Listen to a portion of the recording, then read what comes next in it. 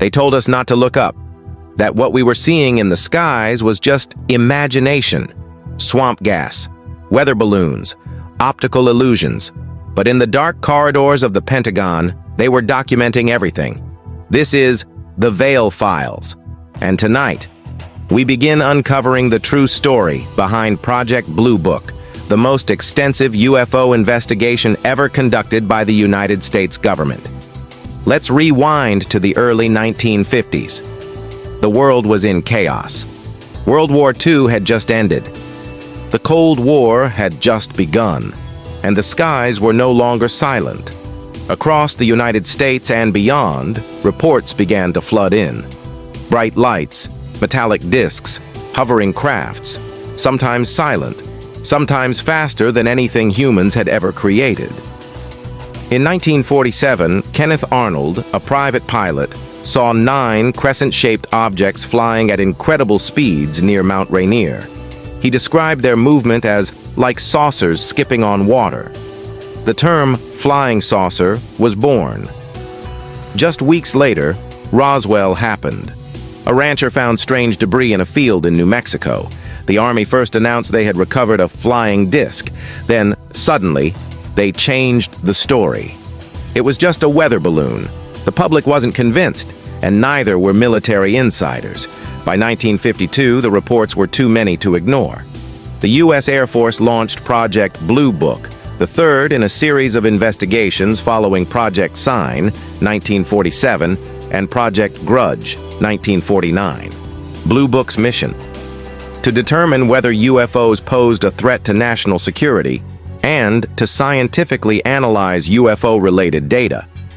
But was that the real goal? Enter Edward J. Ruppelt, the first director of Blue Book. A decorated Air Force officer, Ruppelt was methodical, open-minded, and surprisingly honest. He coined the term UFO, unidentified flying object, because he felt flying saucer was too sensational. Ruppelt believed in transparency. He encouraged honest reporting. And under his leadership, Blue Book actually investigated cases instead of just dismissing them. He later wrote a book, The Report on Unidentified Flying Objects, a tell-all that raised more questions than answers. But Ruppelt wouldn't last long. By 1954, he was gone. And with him, Blue Book's spirit of inquiry faded. After Ruppelt's departure, Blue Book began to change. Reports were downplayed, conclusions were often predetermined. Swamp gas became a go-to explanation. In 1966, Dr. J. Allen Hynek, Blue Book's scientific advisor, described the project as a public relations exercise. Hynek, once a skeptic, would later become one of the most vocal advocates for UFO research. Why the shift? Why turn a legitimate investigation into a tool of disinformation? The answer may lie in what Blue Book discovered and what it was ordered to hide. July 1952. Radar operators at Washington National Airport spotted multiple unidentified objects over the Capitol. Jet fighters were scrambled. The objects vanished, only to return minutes later. This happened again the next night. Panic spread. Newspapers screamed about flying saucers over Washington. The White House demanded answers. The Air Force held the largest press conference since World War II. They blamed temperature inversions. But the files, declassified decades later, tell a different story. Trained pilots and radar experts were baffled. Whatever was in the sky was real. Throughout the 1950s and 60s, Blue Book received thousands of reports. Many were easily explained: planes, meteors, weather phenomena. But 701 cases remain unsolved. Some involved close encounters, crafts seen landing, beings observed, radiation burns reported, objects tracked on radar moving at impossible speeds. And Blue Book, in many of these cases, simply closed the file with no explanation. Why? Let's examine a few. Case 8795, Minot Air Force Base, 1968. Security teams and radar operators observed a glowing object descending into the missile field. It hovered, moved silently, then vanished. The report was marked inconclusive. No follow-up was ordered. Case 4473, Levelland, Texas, 1957. Multiple drivers saw a glowing object land on the highway. Engines stalled, lights died. When the object lifted off, cars restarted. Blue Book's explanation? Ball lightning. But the weather that night was calm, and witnesses described a structured craft, twice the size of a bus. Over time, Air Force insiders began to speak. Colonel Robert Friend, a later Blue Book director, admitted the project was pressured to debunk, not investigate. Every conclusion, he said, was driven by a desire to calm the public, not uncover the truth. Dr. Hynek, once a skeptic, had seen enough. He began speaking out. He founded the Center for UFO Studies, and he introduced the world to the term close encounter of the third kind. In fact, Steven Spielberg consulted Hynek when making his 1977 film. Truth, it seems, was bleeding into fiction. But Blue Book wasn't the only investigation going on. In 1955, 2 years after the formation of Blue Book, the CIA created its own top-secret UFO study group, Project Signpost. Created by the CIA's Office of Special Projects, Signpost would become known as Group 6. Its purpose was simple: collect and analyze UFO intelligence. It would operate for 10 years, collecting data, questioning witnesses, intercepting Blue Book files. But what did they find? What conclusions did they reach? Sadly, the records have been sealed. One former member, however, shared an anecdote. It paints a picture of a deeply divided organization, a meeting with key members, arguments, disagreements, skepticism versus belief, and then a vote. The motion before them. Should they believe in UFOs? 8 voted yes, 2 voted no, 1 abstained. Ultimately, Group 6 would publish 4 reports, each marked secret. What were their findings? Did they conclude that UFOs were extraterrestrial spacecraft, or that they were the result of advanced Soviet technology? Or did they fall somewhere in between? Unfortunately, we don't know. All we know is that the reports were highly classified and remained so for decades. In 1978, rather than release the reports, the CIA filed them under a new title, UFOs, Preliminary Unidentified Aerial Phenomena Sightings. Then they classified those files. Top secret, compartmentalized, denied. But why? What were they so afraid of? In the 1970s, the Freedom of Information Act changed everything. Thousands of Blue Book files were released. What they revealed shocked even skeptics. Descriptions of crafts flying silently at 20,000 feet, radiation readings, witness testimony from generals, scientists, commercial pilots, and repeated instructions to downplay, debunk, and reassure the public. Blue Book wasn't just a research project, it was a containment operation. Former military members told of being threatened. Pilots who saw UFOs were often grounded, told to forget, warned not to speak. Some lost careers. Some received visits from unnamed men. Black suits, no badges, just a quiet warning. And yet, the sightings never stopped. Even after Blue Book was officially shut down in 1969, reports continued. And what's more shocking, so did the investigations, in secret, out of the public eye. The military never really stopped watching the skies. They just stopped telling us what they saw. But there's hope. More hope than ever before. As more and more files are declassified, as more and more insiders come forward, as more and more witnesses feel empowered to speak, we get closer to the truth. Maybe we'll never know the full story. Maybe some things will forever remain hidden in the shadows. But the truth, like UFOs, has a way of emerging, and one day soon we might see it clearly. If you want to support this channel, please check out our website. Subscribe to our channel to catch new episodes every week. Like, comment, and share. And remember, keep an open mind. After all these years, it seems like the public discourse around unidentified flying objects or UFOs has really come full circle. First, the U.S. government created Project Blue Book and promised that it would get to the bottom of this so-called problem. But once they spent enough money and time, they declared the matter finished and claimed that there was nothing left to investigate. They said the skies were silent. They said the phenomenon had faded away. But they were wrong. They were very wrong.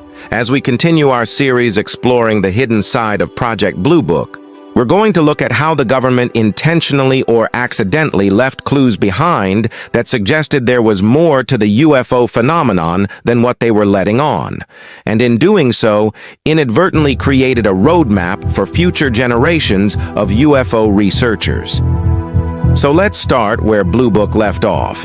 When the project officially concluded in 1969, the Air Force made it clear that UFOs posed no threat to national security and that the investigations were scientifically inconclusive. They claimed that the reports lacked any real scientific merit. However, this conclusion was widely disputed, especially by those who worked directly on the project. For example, Dr. J. Allen Hynek originally joined Project Blue Book as a skeptic, but quickly became a believer after reviewing hundreds of UFO cases. He later went on to found the Center for UFO Studies. In fact, he even wrote the foreword for a book titled The UFO Experience: A Scientific Inquiry. In it, he states, "It would be irresponsible of me if I did not state that in my opinion many UFO sightings are genuine, represent actual physical objects observed, and actually are unidentified. It is equally irresponsible to ignore such observations or to dismiss them with ridicule. It is also contrary to the best interests of science. For in these phenomena may lie advances in technology so far beyond our own that they could revolutionize our concepts of space travel and planetology." But Hynek wasn't alone in his belief. Multiple scientists, military personnel, and even government contractors who worked on Project Blue Book spoke out to share their experiences and theories. For example, Philip J. Corso, a researcher for the Rand Corporation who analyzed many of the UFO case files for Project Blue Book, later recalled that there were numerous cases that remained unexplained even after extensive investigation. Corson, along with other key figures from Project Blue Book, also expressed concerns about the handling of UFO reports by the military and intelligence agencies. They argued that these organizations often dismissed or ridiculed UFO sightings rather than taking them seriously. In addition to the internal debate within Project Blue Book, there was also growing skepticism from outside the program. Many UFO enthusiasts criticized Project Blue Book for its lack of transparency and its failure to provide definitive answers. They argued that the project was designed to discredit UFO sightings rather than investigate them objectively. This criticism reached a fever pitch in 1976 when the United States and Canada experienced one of the largest UFO sightings in modern history. Known as the Falcon Incident, thousands of people witnessed a massive V-shaped object flying over the cities of Falcon, Arizona, and Falcon, Ohio. Despite the large number of witnesses, Project Blue Book failed to investigate the incident and instead offered vague explanations that did little to satisfy the public. This was the context in which the declassified Stargate project would emerge, promising a fresh new look into the UFO phenomenon. But while Project Blue Book had been collecting data, it was also collecting something else, creating a paper trail for future researchers to find. Of course, the best-known UFO case to emerge after Project Blue Book was the Roswell incident from 1947. The original Roswell Army Airfield report on the recovery of a disc sent shockwaves around the world, but the subsequent retraction that it was just a crashed balloon quickly squashed the story. However, in the early 1970s, journalist and UFO researcher Carl Hall made a Freedom of Information Act request for the Roswell files. His request was eventually granted, and the release of the documents reignited public interest in the case.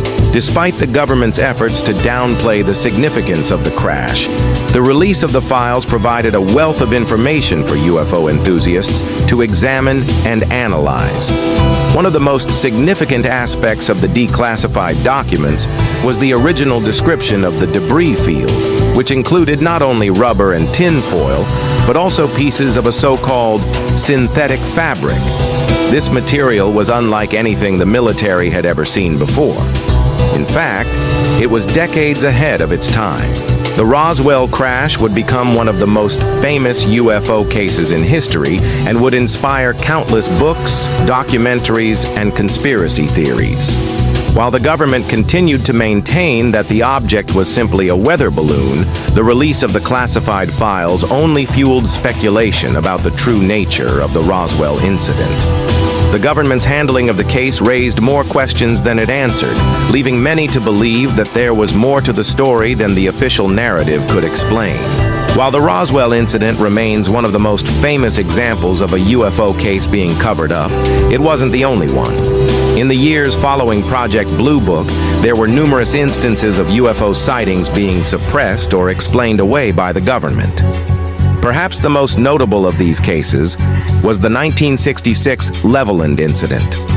Over a period of several months, hundreds of residents in Leveland, Texas, reported seeing strange lights in the sky. The local police department even received numerous calls reporting the sightings. But when the Air Force investigated, they were unable to find any evidence of extraterrestrial activity and instead concluded that the sightings were likely the result of a mass hallucination. The case was quickly forgotten, and the official explanation was accepted as fact. But the witnesses maintained that what they saw was very real and that the government was trying to cover up the truth. Another case that was effectively covered up was the 1975 encounter between two Ohio State Highway Patrol troopers and a UFO. The troopers, James A. Harden and Robert W. Leisure, reported seeing a bright light in the sky and followed it to a rural area where they encountered a silver disc-shaped object about 30 feet in diameter. The object hovered silently in the air, and the troopers were able to observe it for about 15 minutes before it suddenly shot straight up into the sky and disappeared. Although the troopers gave conflicting descriptions of the object and some details of the encounter, they both agreed that what they witnessed was a genuine UFO. Despite the credibility of the officers, the case was largely ignored and no further investigation was conducted. And so as we move forward to the 21st century, a whole new generation of UFO researchers were able to dig through newly declassified documents and discover patterns of cover-ups and misinformation. For example, we learned that the U.S. government had been tracking unidentified objects in the skies above America since the 1950s. In fact, one of the most shocking revelations to come out of these declassified documents was the existence of a previously unknown UFO incident from 1952 involving multiple unidentified objects that approached the Washington, D.C. area. The incident, which became known as the flyby incident, involved several mysterious objects that flew over the capital city at low altitudes without making any radio contact with air traffic control. Despite the potential danger of the incident, the military and government officials kept it under wraps for decades, only releasing details in recent years through Freedom of Information Act requests. So it seems that the true story of UFOs is far more complex and intriguing than what the government has been willing to reveal. As more and more documents are declassified, we continue to learn about the extent to which the government has been tracking unidentified objects in our skies and the lengths to which they have gone to keep these sightings secret. This raises important questions about the nature of UFOs themselves and the government's motives for keeping them hidden from the public. Whether these objects are extraterrestrial vehicles, advanced military technology, or something else entirely, it's clear that there is more to the story than what we've been told. And as we continue to uncover the truth, we owe it to ourselves and to our predecessors to keep digging for answers. Thanks for watching. Do you believe that the U.S. government has been covering up the truth about UFOs? Let us know your thoughts in the comments below. If you enjoyed this video, make sure to check out the rest of our content where we explore all things related to the unexplained and the unknown. We'd love to have you join our community of curious minds. Thanks again for watching, and we'll see you next time. I have a question for you. When does secrecy cross the line from prudence to deceit? When does it morph from a shield to a weapon? In 1952, Truman signed the National Security Act, creating the CIA. At the time, there were no laws governing secrecy. The CIA changed that. They created the system of classification we know today: top secret, confidential, restricted data. But there were no legal requirements. The CIA simply made things secret and hoped no one would notice. Did they realize how far this could go? Did they see how future generations would live under a cloak of concealment? Today, the U.S. government holds more secrets than any other entity in the history of mankind, and the CIA continues to expand its arsenal of deception. They lie, they fabricate, they build false narratives and hope we don't connect the dots. But here's the thing. You can only fool some of the people all of the time, and if you try to fool them twice, you'll get caught. Let's rewind a bit. Back to the early days of Project Blue Book, when the Air Force took over the UFO investigation in 1952. On March 1953, a blue folder arrived in the mail for each member of the U.S. Senate. It contained only one document, an unclassified summary of Project Blue Book. But there was a twist. Every piece of paper inside was stamped secret. Confusing, right? And that confusion was by design. In 1964, Air Force Secretary Eugene Zuckert would explain, "In my opinion, there is no evidence the Air Force has disclosed to the public." Basically, they denied any investigation even existed. This became known as ridicule. Government officials would publicly mock UFO claims, minimizing them as kooky theories and misidentifications, and all the while they kept investigating. 8,500 cases over 22 years. And still today, much of it remains secret. The question is why? Why not set the record straight? Why not tell the truth? Because sometimes the truth is stranger than fiction. Consider this. In 1954, a rancher named George Knapp spotted something strange near his property in Utah. He described it as a silver disc, 60 feet in diameter, surrounded by a brilliant white light. He watched in awe as it landed and a ramp extended toward the ground. People began exiting the object, little people, only 3 or 4 feet tall. They wore metallic clothing and helmets. Terrified, George hid in a nearby ditch. And when he peeked over the edge, he saw the small figures moving through the desert like they were testing its properties. Days later, he contacted local police and told them what he'd seen. And a few weeks after that, the government offered him a deal. If he kept quiet, he would receive $5,000 and a new job. Just like that, the incident was erased. But here's the thing. It wasn't the only one. There were dozens, perhaps hundreds of similar incidents across the country, and the government paid people like George to stay silent. Why? Because some of these close encounters weren't just part of a cover-up. They were part of the actual program. Now let me explain. By the late 1950s, the CIA was actively experimenting with mental manipulation and psychic abilities. One program, code-named Artichoke, researched methods to control human behavior. Another program, MK Ultra, experimented with mind control and hypnosis. So what if the government wanted to study UFOs up close? What if they staged encounters to observe the reactions of everyday people? What if some of these sightings weren't extraterrestrial at all? They were extraterrestrial. By the 1960s, the space race was heating up. And as both the US and USSR raced to the moon, both governments began exploring anti-gravity technology and exotic propulsion systems. Some believe that's where the UFO connection lies. The military didn't want to reveal new propulsion tech, so they used UFO reports as cover, and they paid people like George Knapp to play along. What does that mean for Project Blue Book? It means the truth is somewhere in between. There were genuine UFO sightings, and then there was manufactured confusion. Real encounters and elaborate hoaxes. The truth is, Project Blue Book may have closed its files in 1969, but the secrets never stopped flowing.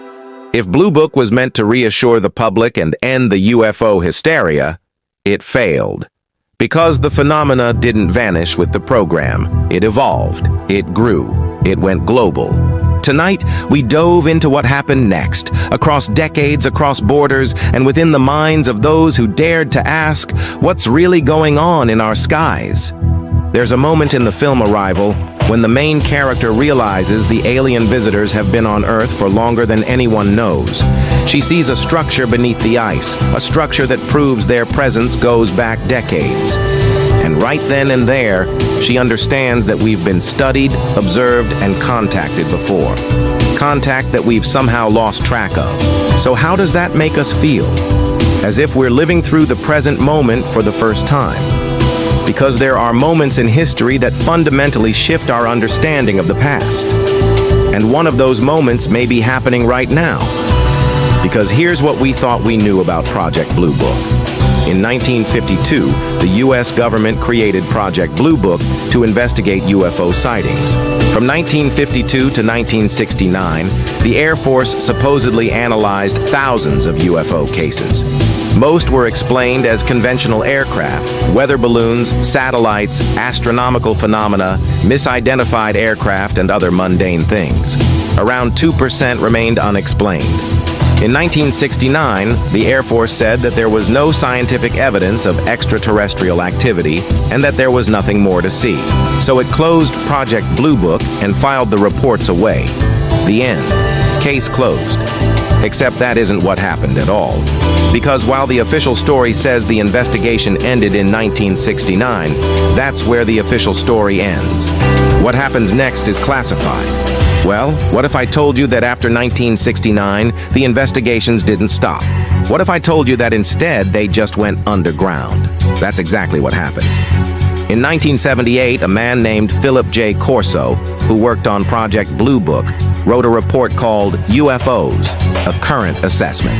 And he said unequivocally that the U.S. government had recovered 2 alien spacecraft, and that inside one of them they found a humanoid alien body. Corson wrote that senior government officials had confirmed these facts to him, and that the retrieval operations had been carried out by the Air Force and the CIA. And that's not all. In 1980, a former Air Force major named Robert Salas gave an interview that shook the world. He told the story of how in 1967, while he was working at an Air Force base in North Dakota, his nuclear launch facility received an order to stand down. His missiles were being moved, and when he asked why, he was told that extraterrestrials had landed. And sure enough, when he looked up, he saw lights descending from the sky toward his missile field. And these stories only scratch the surface of what's being uncovered today. Because here's what we're learning now. There's a secret order to the chaos. After Project Blue Book ended in 1969, the Air Force kept flying saucer files, renamed them. The title changed, but the contents didn't. All those UFO reports from across the country, all those witness testimonies, all those radar readings, they were still being collected and analyzed. The office in charge of UFOs was just doing it under a new name. Between 1970 and 1978, they used the title Aerospace and later Aeronautical and Space Sciences. When that office ended in 1978, the files went to another office within the Air Force. This office oversaw all intelligence and counterintelligence matters related to aerospace and national security. Between 1978 and 1992, they oversaw the collection of UFO data. Then, in 1992, the Joint Chiefs of Staff created the Unidentified Aerial Phenomena Site Study Group to continue the work. Each of these offices, each of these groups acted independently. They collected data, interviewed witnesses, and filed reports. But the reports never left their offices. They were locked away and stamped confidential. Until now, until recently, when the Air Force declassified those files, the files that they didn't want you to see. Now we're seeing them. And what we're learning is disturbing. According to the documents, the military has collected credible evidence of UFOs. They have eyewitness accounts from pilots, radar data, physical traces, and more. Now, the question is, what are they going to do about it? Will they tell us the truth? Will they admit what they've known all along? Or will they try to keep it secret? Again, only time will tell. But we're all watching. And we won't be satisfied with vague answers. We want to know the truth. And maybe, just maybe, now we finally have a chance to find out. This is the Veil Files, where shadows speak, and secrets don't stay buried forever.